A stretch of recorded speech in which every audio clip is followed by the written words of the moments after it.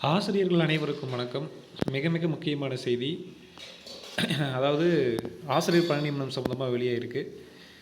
So இந்த செய்தி யாரும் அரசியல் ரீதியாக எடுத்துக்க வேணாம். அதில் நமக்கு பணி நியமனம் சம்மந்தமான மிக முக்கிய தகவல் வெளியே இருக்குது. அதை மட்டும் நம்ம முக்கியமான ஒரு தகவலாக எடுத்துப்போம். அரசு தரப்பிலிருந்து வெளியே இருக்கக்கூடிய செய்தியாக இருந்தாலும் நமக்கு இதில் என்ன நல்ல விஷயம் இருக்குது அப்படிங்கிறத மட்டும் பார்க்கலாம். வாங்க தெளிவாக பார்க்கலாம். அதுக்கு முன்னாடி நம்ம சேனலுக்கு புதிய பார்வையாளர்களாக இருந்தீங்கன்னா மறக்காமல் சப்ஸ்கிரைப் பண்ணி பக்கத்தில் இருக்கிற பெல் ஐக்கானை கிளிக் பண்ணிக்கோங்க.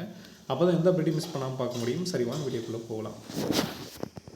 ஆசிரியர்கள் அரசு அலுவலர்கள் நலன் கருதி திமுக வெளியிட்டிருக்கக்கூடிய மிக முக்கியமான அறிவிப்பு மற்றும் தேர்தல் அறிக்கை தான் இது. அது என்னென்னு பார்த்தீங்கன்னா, அரசு அமைப்புகளில் ஏற்படும் 1.5 லட்சம் காலி பணியிடங்கள் காலதாமதமின்றி நிரப்பப்படும் அப்படின்னு சொல்லிட்டு ஸ்டாலின் அவர்கள் சொல்லியிருக்காரு. அரசு அலுவலர்கள் மற்றும் ஆசிரியர்களுக்கான பதவி உயர்வுகள் உரிய நேரத்தில் கிடைக்க நடவடிக்கை எடுக்கப்படும் அப்படிங்கிறதையும் சொல்லியிருக்காரு.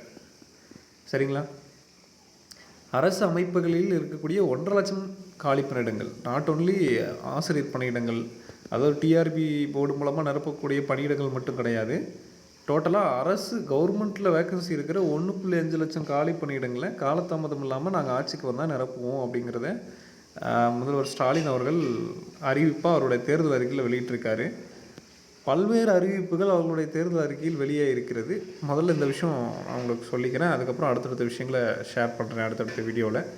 உங்களோட கருத்துக்களை கமெண்ட்டில் சொல்லுங்கள். மேலும் இது மாதிரியான டிஆர்பி மற்றும் பள்ளிக்கல்வித்துறை சார்ந்த தகவலுக்கு நம்ம சேனலோடு இணைந்திருங்கள். நன்றி.